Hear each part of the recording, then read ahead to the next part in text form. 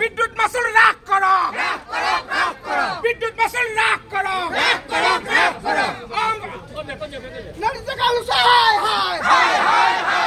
মুখ্যমন্ত্ৰী হায় হায়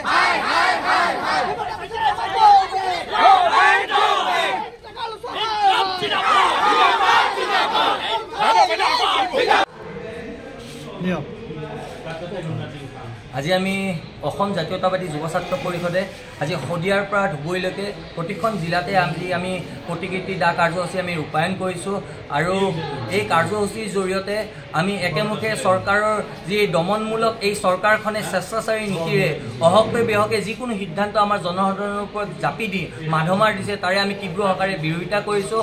আপোনালোকে সকলোৱে জানে যে দিনক দিনে বিদ্যুতৰ মাচুল ইউনিটৰ প্ৰতি বঢ়াই আছে এইখন চৰকাৰে। ইয়াৰ উপৰিও গেছৰ ৰন্ধন গেছৰ মূল্য বৃদ্ধি হৈছে, জীৱনদায়িনী যিসমূহ ঔষধ সেইবোৰৰ মূল্য বৃদ্ধি দিনক দিনে হৈ আছে। ইয়াৰ উপৰি টোল কৰ যি তেওঁলোকে বৃদ্ধি কৰাৰ যি দিনক দিনে হঠকাৰী সিদ্ধান্ত লৈ আছে সেই সিদ্ধান্তৰ অন্তিমলমে বাতিল কৰিবলৈ আজি আমি এই প্ৰতিবাদী কাৰ্যসূচীৰ জৰিয়তে আমি দাবী উত্থাপন কৰিছোঁ। আৰু অন্যথা যদি তেওঁলোকে আমাৰ জনসাধাৰণৰ যি এই প্ৰতিবাদ এই গণতান্ত্ৰিক আন্দোলনৰ প্ৰতি তেওঁলোকে ভূক্ষেপ নকৰে অনাগত দিনত কিন্তু আমি অসম জাতীয়তাবাদী যুৱ ছাত্ৰ পৰিষদ অসমবাসী ৰাইজৰ সহযোগত আমি তীব্ৰ গণতান্ত্ৰিক আন্দোলন আমি গঢ়ি তুলিম।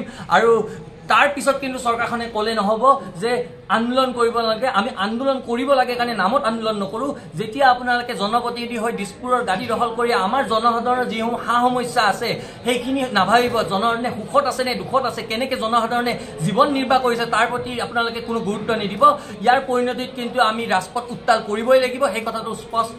আৰু যদি তেওঁলোকে অনতিপলমে বিদ্যুৎ মাচুল এই যি হঠকাৰী সিদ্ধান্ত বৃদ্ধিৰ হঠকাৰী সিদ্ধান্ত লৈছে সেইটো প্ৰত্যাহাৰ নকৰে, ইয়াৰ পৰিণতিত কিন্তু আগন্তুক দিনত আমি অসম জাতীয়তাবাদী যুৱ ছাত্ৰ পৰিষদে ৰাইজৰ সহযোগত বৃহৎ গণতান্ত্ৰিক আন্দোলন আমি গঢ়ি তুলিম।